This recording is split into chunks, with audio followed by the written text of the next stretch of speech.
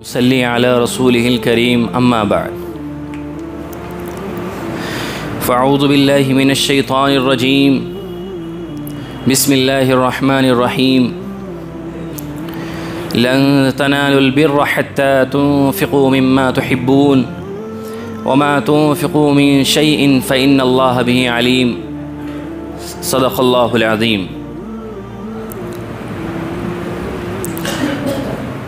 मोहतरम बुज़ुर्गों और अज़ीज़ भाइयों, क़ुरान करीम की ये आयत जो मैंने आपके सामने पढ़ी है, ये बड़ी मशहूर आयत है। क़ुरान का चौथा पारा यहीं से शुरू हो रहा है, लन तनालुल बिर्रा। इसके बारे में मैं आपको बाद में बात बतलाऊँगा। आज रमज़ान का आखिरी जुमा है। दो बातें इससे मुताल्लिक़ पहले अर्ज़ करना चाहता हूँ। आज इस रमज़ान का आखिरी जुमा है। बहुत सारे लोग ये कहते हैं कि ये अलविदा जुमा है। तो अलविदा जुमे की क़ुरान और हदीस के एतबार से क्या कोई हैसियत है, ये नहीं है। तो पहली बात ये है कि अलविदा जुमे की कोई हैसियत नहीं है। रमज़ान में जितने जुमे आते हैं सारे बराबर होते हैं। अलविदा जुमे को रोज़ा रखेंगे, नमाज़ पढ़ेंगे, इबादत करेंगे, ज़्यादा सवाब मिलेगा, ऐसा कुछ नहीं है। जिस तरह दूसरे जुमों में, रमज़ान के दूसरे जुमों में सवाब मिलता है, ऐसा ही सवाब आखिरी जुमे को भी मिलता है। बल्कि अलविदा का जो लफ्ज़ हमने ये बढ़ा दिया है, ये इंडियन सब कॉन्टिनेंट के अंदर है, यानी बर्रे सग़ीर, हिंद, पाकिस्तान, बांग्लादेश वगैरह। बाकी दूसरे ममालिक के अंदर अलविदा जुमे की कोई हैसियत नज़र नहीं आएगी। क़ुरान और हदीस में अलविदा का कोई लफ्ज़ नहीं आया है। बहुत सारे लोग इसको ये समझते हैं कि ये अहम जुमा है, इसमें ज़्यादा सवाब है, रोज़े का भी ज़्यादा सवाब है, इफ्तार कराएंगे उसको ही ज़्यादा सवाब है, और इसमें जो है नए कपड़े भी पहनते हैं, नई टोपी पहन के आते हैं, सब कुछ अच्छे से ये समझ कर के ये ज़रूरी है। क़ुरान और हदीस के एतबार से ऐसा कुछ नहीं है। जिस तरह दूसरे जुमे हैं, इसी तरह आज का जुमा भी है। बहुत सारे लोग इस जुमे को स्पेशल खुतबा पढ़ते हैं और उसमें इस तरह के अल्फाज इस्तेमाल करते हैं, अलविदा व अलफ़िराक़ या रमज़ान। वो भी मकरूह और बिदअत है, उसको भी नहीं करना चाहिए, इसलिए कि अलविदा और अलफ़िराक़ का मतलब कुछ है ही नहीं। सारे जुमे जब बराबर हैं तो जुमे को अलविदा कहने की क्या ज़रूरत है। दूसरी बात जो इससे अहम है कि जब ये आखिरी जुमा आता है तो इस तरह की पोस्ट फेसबुक पर, व्हाट्सएप पर, इंस्टाग्राम पर आपको देखने को मिलेगी। एक मखसूस नमाज बाद लोगों ने इस पर ईजाद कर दी। वो मखसूस नमाज क्या है कि जो आदमी, हदीस के नाम पर, कि जो आदमी 4 रकात इस तरह पढ़ेगा आखिरी जुमे को कि हर रकात में सूरे फातिहा के बाद 7 मरतबा आयतल कुर्सी पढ़े और फिर 15 मरतबा सूरे इखलास यानी कुल हुवल्लाह की सूरत पढ़े, इस तरह 4 रकात पढ़ेगा, तो अगर उसकी 70 साल की नमाजें भी क़ज़ा हुई होंगी तो वो भी अदा हो जाएंगी। इस तरह की बात हदीस के नाम पर आखिरी जुमे के मौके पर मशहूर की जाती हैं। तो मैं आपके सामने ये क्लियर करना चाहता हूँ कि ये बात मन गढ़ंत और झूठ है। ऐसी कोई हदीस और कुरान की आयत नहीं है। कुरान और हदीस से क्लियरली ये बात समझ में आती है कि जो इबादत आपके ज़िम्मे फ़र्ज़ हैं, जो नमाज आपके ज़िम्मे फ़र्ज़ है, जो ज़कात आपके ज़िम्मे फ़र्ज़ है, जो हज आपके ज़िम्मे फ़र्ज़ है, जब तक आप उसको अदा नहीं करेंगे तो वो आपके ज़िम्मे में रहेगी, अदा नहीं होगी, उसको अदा ही करनी पड़ेगी। ज़िंदगी के अंदर रहते हुए अगर आपने उन नमाज़ों की क़ज़ा कर ली तो आपके ज़िम्मे से फ़ारिग़ हो गई, ख़त्म हो गई। और अगर ज़िंदगी में रहते हुए ऐसा मौका न मिल पाया तो फिर मौत से पहले ये ज़िम्मेदारी है कि अपने घर वालों को ये वसीयत करके जाएं कि मेरी तकरीबन इतनी नमाज़ें क़ज़ा हो चुकी हैं, तो मेरी तरफ़ से नमाज़ों का फ़िदिया अदा कर दें। फ़िदिया क्या होता है? फ़िदिया फ़ितरा ही होता है। जिस तरह फ़ितरे की कीमत होती है सदक़तुल फ़ितर, ऐसे ही ये कीमत होती है। यानी एक नमाज का फ़िदिया एक सदक़े फ़ितर के बराबर होता है। तो कोई इस भरम में ना आए, इस गलत फहमी में न रहे कि मेरी 10 साल की जो नमाज़ें छुटी हुई हैं, आज मैं 4 रकात पढ़ लूँगा तो 10 साल की नमाज़ें मेरी ख़ुद ब खुद ऑटोमेटिकली अदा हो जाएगी। ऐसा नहीं है। जो नमाज़ें आपके ज़िम्मे क़ज़ा हो चुकी हैं आप उनको अदा कीजिए, वक्त निकाल कर थोड़े थोड़े पढ़िए और इंशाअल्लाह वो सब अदा हो जाएंगी।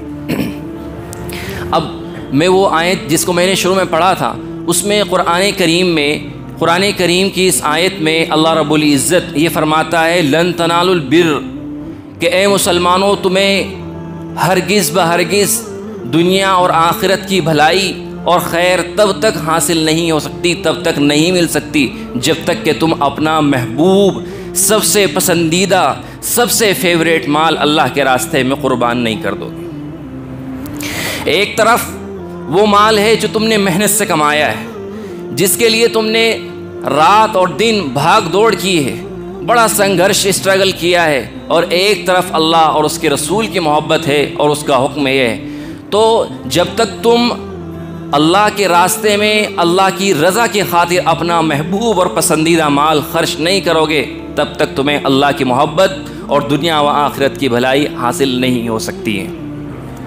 जब ये आयत नाजिल हुई थी तो सहाबाए किराम दौड़ पड़े। सहाबाए किराम के पास जो जो फेवरेट माल था, जो जो अपना पसंदीदा माल था, सब ने अल्लाह के रास्ते में क़ुरबान कर दिया। यहाँ तक कि एक बड़े सहाबी हैं हज़रत अबू तलहा अंसारी, ये अंसारी सहाबियों में सबसे ज़्यादा मालदार थे, सबसे ज़्यादा मालदार सहाबी थे जितने, जो मदीने के अंसारी सहाबी उनको कहते हैं, जो मदीने के बाशिंदे थे, मदीने के रहने वाले थे। उन तमाम में सबसे ज़्यादा अगर कोई मालदार सहाबी थे तो हज़रत अबू तलहा अंसारी थे। जब इनको ये बात मालूम हुई कि कुरान करीम में ये आयत उतरी है, तो ये अल्लाह के नबी सल्लल्लाहु अलैहि वसल्लम के पास हाज़िर हुए। अर्ज़ किया कि अल्लाह के नबी, मेरे पास सबसे ज़्यादा बागात हैं, मदीने के अंदर मेरे पास सबसे ज़्यादा बागात हैं, और मेरा सबसे फेवरेट, सबसे पसंदीदा बाग वो ये वाला है। वो मस्जिद नबी से बिल्कुल मिला हुआ था, सामने ही था, कि ये मुझे सबसे ज़्यादा पसंदीदा है और मुझे इससे बड़ी मोहब्बत है। मैं चाहता हूँ कि ये आप मेरी तरफ से अल्लाह के रास्ते के लिए कबूल फरमा लें। वो बाग इतना कीमती था कि मदीने में उससे ज़्यादा कीमती बाग कोई नहीं था। मस्जिद नबवी से मुत्तसिल मिला हुआ हो, सामने हो, और फिर उसके अंदर एक कुआं था, बिरहा हाँ नाम से एक कुआं था। उस कुएं का पानी भी बड़ा साफ़, शफ़ाफ़ और शीरी पानी था। ख़ुद अल्लाह के नबी सल्लल्लाहु अलैहि वसल्लम को उसका पानी बड़ा अच्छा लगता था, आपको बड़ा पसंद था उस कुएं का पानी। तो उन्होंने कहा, अल्लाह के नबी, मैं सबसे ज़्यादा मोहब्बत इस बाग से करता हूँ, आप मेरी तरफ से इसको कबूल फरमा लीजिए। अल्लाह के नबी सल्लल्लाहु अलैहि वसल्लम ने फरमाया कि अबू तलहा ठहरो, तुम एक काम करो, तुम ये बाग अपने रिश्तेदारों में तकसीम कर दो, जो आपके भाई बंद हैं, भतीजे हैं, बहन वगैरह हैं, रिश्तेदार हैं, उन पर यह ख़र्च कर दो, उनमें तकसीम कर दो। हज़रत उमर फ़ारूक़ रज़ी अल्लाह तआला अन्हु को जब ये आयत मालूम हुई तो अल्लाह के नबी सल्लल्लाहु अलैहि वसल्लम के पास आए और कहा कि ए अल्लाह के नबी, मेरे मालों में सबसे ज़्यादा पसंदीदा और महबूब माल मेरी बांदी है। उनकी एक बांदी थी, कनीज़, मैं उसे अल्लाह के लिए आज़ाद करता हूँ, अल्लाह के रास्ते में आज़ाद करता हूँ, वो मेरी तरफ से आज़ाद। इस तरह बहुत सारे सहाबी ऐसे थे कि जिन्होंने अल्लाह के रास्ते में अपना सबसे महबूब और पसंदीदा माल खर्च कर दिया, क़ुरबान कर दिया, सिर्फ़ इसे ऐसे कि अल्लाह और उसके रसूल की मोहब्बत से बड़ी कोई मोहब्बत नहीं। माल अल्लाह और उसके रसूल के सामने कोई हकीकत नहीं रखता है, औलाद अल्लाह और उसके रसूल के सामने कोई हकीकत नहीं रखती। दूसरी आयत जब उतरी, मंज़िल्लज़ी युक़रिज़ुल्लाह क़र्ज़न हसनन फ़युज़ाइफ़हु लहू व लहू अज्रुन करीम। एक सहाबी अल्लाह के नबी सल्लल्लाहु अलैहि वसल्लम के पास आए, आकर अर्ज़ किया कि ए अल्लाह के नबी, जहाँ मेरा घर है, मेरे घर के बाजू में एक दूसरे शख्स का घर है, मैं गरीब आदमी हूँ, मगर जो मेरा पड़ोसी है उसके खजूर के बागात हैं, उसका एक खजूर मेरी दीवार के बिल्कुल मिला हुआ है और उसकी कुछ शाखें मेरी तरफ लटकी हुई हैं। कभी कभी ऐसा होता है कि खजूर पक कर मेरे सहन के अंदर गिर जाती है, मेरे छोटे छोटे बच्चे हैं, वो नादानी में उन खजूर को उठाकर खाने लगते हैं, तो वो जो मेरा पड़ोसी है वो इतना जालिम और ज़्यादती करता है कि वो आता है दौड़ता हुआ और मेरे बच्चों के मुंह खोलता है और मुंह खोल कर खजूर वापस निकाल लेता है। कि अल्लाह के नबी, आप उससे फरमा दीजिए कि वो बच्चों पर, छोटे बच्चों पर, नादान बच्चों पर ये ज़्यादती न करें। आपने उनको बुलाया और कहा कि भाई ऐसे ऐसे बात सामने आई है, तो उन्होंने कहा कि अल्लाह के नबी ये बात सच है। वो शख्स मुनाफिक था, वो जो पड़ोसी था वो शख्स मुनाफिक था। मुनाफिक लोग अंदर से यहूदी होते थे और ज़ाहिर में मुसलमानों का लिबास पहन लेते थे, इसलिए उन्हें दीनदारी से कोई लेना देना नहीं था। अल्लाह और उसके रसूल के हुक्म से उन्हें कोई लेना देना नहीं था। वो मुनाफिक शख्स था। वो उसको बुलाया, बात जब सामने आई तो उसने इकरार किया। अल्लाह के नबी सल्लल्लाहु अलैहि वसल्लम ने फरमाया, क्या तुम मुझसे एक सौदा कर लेते हो? कि जी बताओ। कि अल्लाह के नबी ने फरमाया, तुम मुझसे ये सौदा कर लो, ये बाग, ये खजूर, ये जो खजूर का दरख्त, ये मुझे दे दो, मैं अल्लाह के यहाँ जन्नत में तुम्हें इससे शानदार और बेहतरीन खजूर का दरख्त अल्लाह के यहाँ से दिलवाऊँगा। तो उसने माजरत कर दी कि अल्लाह के नबी ये कीमती है, मेरे बच्चे हैं और मेरी बीवी है और बड़ा ये है। इस तरह 2-4 बात घुमा कर उसने माजरत कर दी। वहीं पर एक दूसरे सहाबी बैठे हुए थे, हज़रत अबू दहदा अंसारी। उन्होंने जब इस पेशकश को सुना तो उनको बड़ा आश्चर्य हुआ और अल्लाह के नबी सल्लल्लाहु अलैहि वसल्लम से पूछा कि अल्लाह के नबी, अगर ये ऑफ़र सिर्फ़ इनके लिए है, ये ऑफ़र मुझे भी मिल सकता है? कि अल्लाह के नबी, अगर मैं ये खजूर का दरख्त अपनी तरफ से ख़रीद कर आपके हवाले कर दूँ, अल्लाह के रास्ते में दे दूँ, तो क्या ये जो ऑफ़र आपने इसको दिया पेशकश, ये मेरे लिए भी होगी? आपने फरमाया बिल्कुल होगी। अब ये उस शख्स के मुनाफिक शख्स के पीछे दौड़ते हुए गए कि भाई रुको ज़रा, एक काम करो, ये जो खजूर का दरख्त है ये तुम मुझे दे दो। उसने कहा, मैंने अल्लाह के नबी को नहीं दिया, तुमको कैसे दे दूँ? उसने मना कर दिया। तो उन्होंने कहा, हज़रत अबू दहदा ने कहा कि अच्छा एक बात बताओ, इनका एक बड़ा मशहूर बाग था जिसमें 600 खजूर के दरख्त थे। हज़रत अबू दहदा अंसारी की 600 खजूर के दरख्त थे, एक बड़ा मशहूर बाग था। इन्होंने कहा, तुम्हें मेरे बाग का पता है? कि हाँ, तुम्हारे बाग का तो पूरे मदीने को पता है कि वो 600 खजूर दरख्त वाला। कि हाँ वही बात।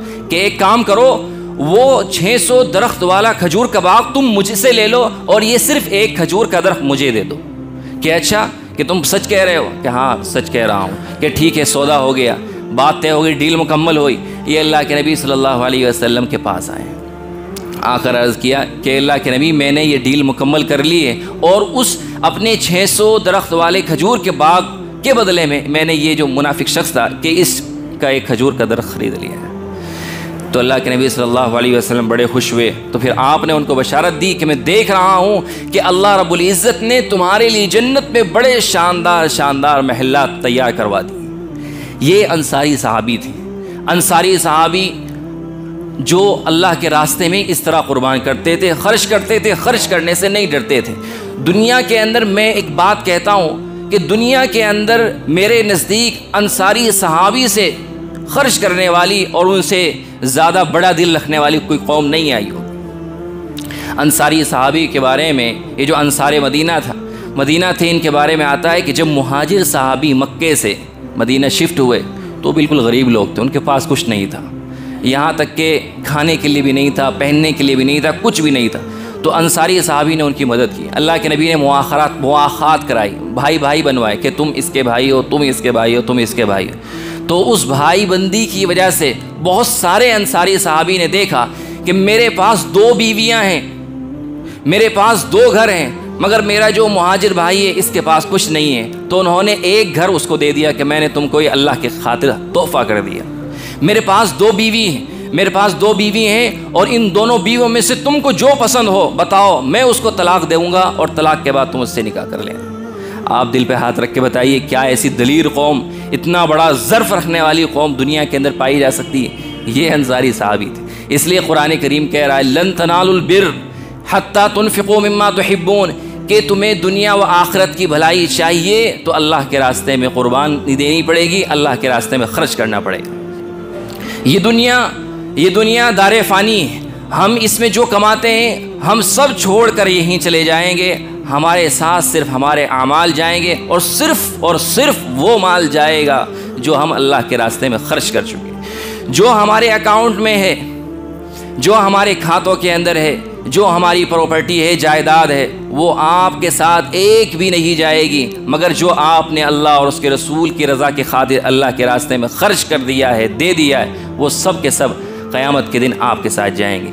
इसलिए मेरे भाइयों, इस आयत पर अमल करो और ये जो आखिरी महीने का आखिर चल रहा है, ये इसके लिए सबसे कीमती मौका है, सबसे हसीन मौका है। अब ईद का वक्त आ रहा है तो इसलिए जितना ज़्यादा आप अल्लाह के रास्ते में ख़र्च कर सकते हैं ख़र्च कीजिए। अब हमें नहीं मालूम कि अगला रमज़ान हमको मिलेगा नहीं मिलेगा। हम रमज़ान के अंदर मेहमान होते हैं, हम रमज़ान के अंदर मेहमान होते हैं, मेज़बान नहीं। रमज़ान हमारा मेज़बान है। रमज़ान तो इस साल आया है, अगले साल भी आएगा, उससे अगले साल भी आएगा। जब तक क़यामत नहीं कायम होगी रमज़ान तो आता रहेगा, मगर हम अगले साल रहेंगे या उससे अगले साल रहेंगे, क्या किसी को एब्सोल्यूट ये मालूम है? नहीं मालूम।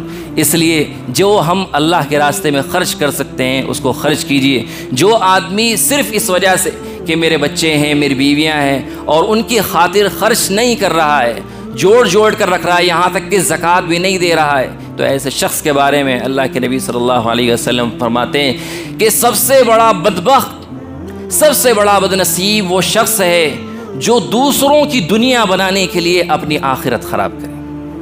हम दूसरों की बीवी बच्चों की दुनिया बनाने के लिए अपनी आखिरत ख़राब कर लें, ये सबसे बड़ी बदनसीबी की बात होगी। या अय्युहल्लज़ीना आमनू इन्न मिन अज़वाजिकुम व औलादिकुम अदुव्वल लकुम फ़हज़रूहुम, कि ए ईमान वालों सुन लो, तुम में से तुम्हारी बीवियाँ और तुम्हारी औलाद ये तुम्हारे लिए दुश्मन भी हो सकते हैं। तुम्हारे लिए दुश्मन है तो तुम इनसे होशियार रहो। दुश्मन का मतलब ये है कि आदमी खर्च करना चाहता है, अल्लाह के रास्ते में कुर्बानी देना चाहता है, मगर डर रहा है कि बीवी हैं, बच्चे हैं, उनको भी देखना है। वह ज़ाहिर है देखना है, सबको देखना है। तो ये जो है ये इस वजह से कहा गया है कि तुम्हारे दुश्मन है जो तुमको रोक रहे हैं अल्लाह के रास्ते में कुर्बानी देने के लिए, जो तुमको रोक रहे हैं अल्लाह के रास्ते में ख़र्च करने के लिए। इसलिए मेरे अज़ीज़ भाइयों, अब जो है सदक़तुल फ़ित्र का मौका है।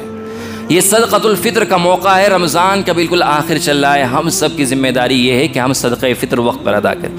सदक़े फ़ित्र के हदीस में दो मकसद बताए गए हैं। पहला मकसद कि जब आदमी रोज़ेदार रोज़े रखता है तो रोज़े के दौरान बहुत सारी गलतियाँ, कोताहियाँ, रोज़े की गुस्ताखियाँ, रोज़े की बेअदबियाँ हमसे होती रहती हैं। तो अल्लाह ताला ने सदक़े फ़ित्र को इसलिए वाजिब किया है ताकि ये उनके लिए कफ़ारा हो जाए और इसके ज़रिए उन गलतियों की, कोताहियों की तलाफ़ी हो जाए। एक मकसद तो ये। दूसरा मकसद ये है कि रमज़ान के आखिरी मौके पर जब ईद आती है तो बहुत सारे गरीब तबका जो है, जो इस हालत में नहीं है कि वो अच्छे कपड़े पहन सके, अच्छा खाना बना सके ईद के मौके पर, तो हम सब की मालदारों की ज़िम्मेदारी ये है कि हम उन पर ही ख़र्च करें ताकि हमारे साथ वो भी खुशियों के अंदर शरीक हो जाएं, ताकि वो हमारे साथ ईद की खुशियों में शरीक हो जाएं। ये सदक़े फ़ित्र के दो मकसद। मगर मैं आपको एक बात बताना चाहता हूँ कि सदक़े फ़ित्र जो है, ज़कात तो अल्लाह तबारक व तआला ने मुतय्यन कर दी है कि जो भी माल होगा उसमें 2.5% के हिसाब से ज़कात निकालना फ़र्ज़ है। मगर सदक़े फ़ित्र के मुतालिक अल्लाह ताला ने कैटेगरी बनाई है। सदक़े फ़ित्र को कैटेगराइज़ कर दिया गया है, कई हिस्सों में, कई कैटेगरी में इसको बांट दिया है। क्या वो क्या क्या है कि सदक़े फ़ित्र जो आदमी जिस हैसियत का है, जिस लेवल का है, वो अपने हैसियत के एतबार से सदक़े फ़ित्र अदा करे। सदक़े फ़ित्र के लिए शरीयत के अंदर खजूर छुआरा है, किशमिश है, इसी तरह जौ है, और सबसे अदना दर्जा जो है वो आटा या गेहूं का है। ये सदक़े फ़ित्र की 4-5 कैटेगरी शरीयत ने बनाई है। इसलिए बनाई है कि जो आदमी जिस हैसियत का है, जिस दर्जे का है, वो अपने एतबार से सदक़ा फ़ित्र इनसे अदा करे। एक आदमी को अल्लाह रब्बुल इज़्ज़त ने खूब नवाजा है, खूब नवाजा है, पूरा रमज़ान गुजर गया, माशाअल्लाह वो भी खजूर खा रहा है, उसके बच्चे भी खजूर खा रहे हैं, और उसके घर वाले सब खजूर से इफ्तार कर रहे हैं, सहरी में भी, इफ्तारी में भी। वो आदमी खजूर से सदक़ा फ़ित्र अदा न करे बल्कि वो अदा कर रहा है गेहूं से, आटे से, तो इसका मतलब ये है कि उसने अल्लाह रब्बुल इज़्ज़त की मंशा को पूरा नहीं किया। भाई अल्लाह ताला ने आपको इस हैसियत का बनाया था कि आप खजूर खा रहे हैं, खजूर आप खा रहे हैं, आपके बच्चे खा रहे हैं, तो आपकी ज़िम्मेदारी ये थी कि आप सदक़ा फ़ित्र खजूर से अदा कर। अल्लाह रब्बुल इज़्ज़त ने आपको इस लायक बनाया है कि आप ड्राई फ्रूट्स खाते हैं, माशाअल्लाह, इस हैसियत का आपको बनाया है, इस पर अल्लाह का शुक्रगुज़ार होना चाहिए। तो सदक़े फ़ित्र अदा करना चाहिए फिर ड्राई फ्रूट से, यानी किशमिश वगैरह से, किशमिश से या मुनक्का से, दोनों में से किसी चीज़ से। मगर हम इस बात को इग्नोर करके सिर्फ हम गेहूं से अदा कर रहे हैं, तो इसका मतलब ये कि हमने सदक़े फ़ित्र तो अदा हो गया बहरहाल, मगर ये कि हमने अल्लाह ताला की मंशा को पूरा नहीं किया। एक आदमी जो खाता है, जो की रोटी खाता है, जो का दलिया खाता है, जो के ज़रिए नाश्ता करता है, बहुत सारे लोग ऐसे हैं जो ये करते हैं, मगर जब सदक़ा फ़ितर का मौका आता है तो वो इसको भूल जाता है कि मैं खजूर खा रहा हूँ, किशमिश खा रहा हूँ, जौ का दलिया खा रहा हूँ, जौ से बनी हुई चीज़ें खा रहा हूँ, और वो सबसे अदना दर्जा जो है यानी गेहूँ के ज़रिए सदक़ा फ़ितर अदा करता है। तो मेरे भाइयों, ये हमारे लिए थोड़ा सा शर्म का मौका है कि अल्लाह ताला ने हमें बड़ी हैसियत का बनाया, खजूर की हैसियत का बनाया, किशमिश की हैसियत का बनाया, और हम सदक़ा फ़ितर अदा कर रहे हैं गेहूँ के ज़रिए, अनाज के ज़रिए। यानी जिस हैसियत का अल्लाह ताला ने हमको बनाया, हम उस हैसियत में नहीं रहना चाहते। तो इसलिए कोशिश ये करें, जो जिस हैसियत का है, जिस गुंजाइश का है, वो उसी तरह सदक़ा फ़ितर अदा करें। हज़रत अली रज़ी अल्लाह ताला अन्हु जब मदीने से बसरा गए तो बसरा में आपने देखा कि यहाँ अनाज और गेहूँ बड़ा सस्ता है, कि अगर कोई अनाज के ज़रिए सदक़ा फ़ितर अदा करेगा तो बहुत थोड़ी कीमत का है, जैसे हमारे यहाँ अनाज बहुत कम कीमत का है, बहुत सस्ता है। तो इस तरह तो सदक़े गरीबों की हेल्प ही नहीं हो पाएगी, गरीबों की मदद नहीं हो पाएगी। तो हज़रत अली रज़ी अल्लाह तआला ने इस बात पर तरग़ीब दी लोगों को। हज़रत अली उस वक्त अमीरुल मोमिनीन हैं, तमाम मुसलमानों के सरदार हैं, अमीर हैं। आपने तरग़ीब दी कि आपको सदक़ा फ़ितर ज़्यादा अदा करना चाहिए, यानी खजूर से अदा करना चाहिए, या जौ से अदा करना चाहिए, ये किशमिश से अदा करना चाहिए। फिर मुनासिब नहीं है कि जब यहाँ पर सस्ता है कि आप अनाज के ज़रिए सदक़ा फ़ितर अदा करें। अगर आप खजूर से सदक़ा फ़ितर अदा करना चाहते हैं तो उसके लिए लिस्ट है जो मैं आपके सामने लेकर आया हूँ, एक बार पढ़कर सुना देता हूँ। अनाज और गेहूँ खजूर से बिल्कुल आधा है। अगर आप आटे के ज़रिए, गेहूँ के ज़रिए सदक़ा फ़ितर अदा करेंगे, ये माइक खोल दिया ऊपर, सदक़ा फ़ितर अदा करेंगे तो ये बहुत कम कीमत बैठती है। 1 किलो 633 ग्राम आटे की कीमत सिर्फ, और ये 60 से 70 रुपये बैठता है। आप खजूर के ज़रिए सदक़ा फ़ितर अदा करना चाहते हैं तो खजूर की अलग अलग वैरायटी हैं, 1-1 हज़ार, 2-2 हज़ार, 3-3 हज़ार रुपये किलो भी खजूर हैं, आप उसके एतबार से दे सकते हैं। मगर वज़न कितना होगा? ये आटा और गेहूँ का डबल होगा, यानी 3 किलो 266 ग्राम। अगर आप सदक़ा फ़ितर अदा करना चाहते हैं खजूर के ज़रिए, किशमिश के ज़रिए, ये जौ के ज़रिए, तो फिर आटे का, गेहूं का डबल देना है, यानी 3 किलो 266 ग्राम की कीमत आपको अदा करनी। खजूर में आप जैसी खजूर खा रहे हैं, अल्लाह ताला ने आपको जैसा नवाज़ा है, आप उस कीमत की खजूर अदा कर सकते हैं। खजूर की अलग अलग वैरायटी हैं, यानी कि 100 रुपये किलो वाली खजूर भी आती है और 2000-3000 रुपये किलो वाली खजूर भी आती है। आपका जैसा मौका हो, जो हैसियत आपकी हो, आप उसके ज़रिए अदा करें। किशमिश, अगर आप किशमिश के ज़रिए सदक़ा फ़ितर अदा करना चाहते हैं तो नॉर्मल कीमत 1000 रुपये सदक़ा फ़ितर बैठ रही है। जौ के ज़रिए अगर देना चाहते हैं तो 140 रुपये जौ के ज़रिए एक फ़ितरा बैठ रहा है। यहाँ पर एक बात मैं और आपको बता दूँ कि आप ऐसा भी कर सकते हैं, मसलन आपके घर में 10 फैमिली मेम्बर हैं, आप फैमिली के 10 मेम्बर्स की का फ़ितरा अदा करते हैं, तो आप ऐसा भी कर सकते हैं, अपना खजूर के ज़रिए दे दिया, वाइफ का जो बड़ी है खजूर के ज़रिए दे दिया, बड़े बच्चे हैं उनका खजूर के ज़रिए दे दिया, किसी छोटे का किशमिश के ज़रिए दे दिया, किसी का जौ के ज़रिए दे, यानी सब के ज़रिए आपने सदक़ा फ़ितर अदा कर दें। ये भी अच्छी तरतीब हो सकती है। अगर आपकी गुंजाइश बराबर की नहीं कि हम सब का खजूर के ज़रिए दे दें, तो अलग अलग वेराइटीज़, अलग अलग कैटेगरी से दे सकते हैं। अल्लाह ताला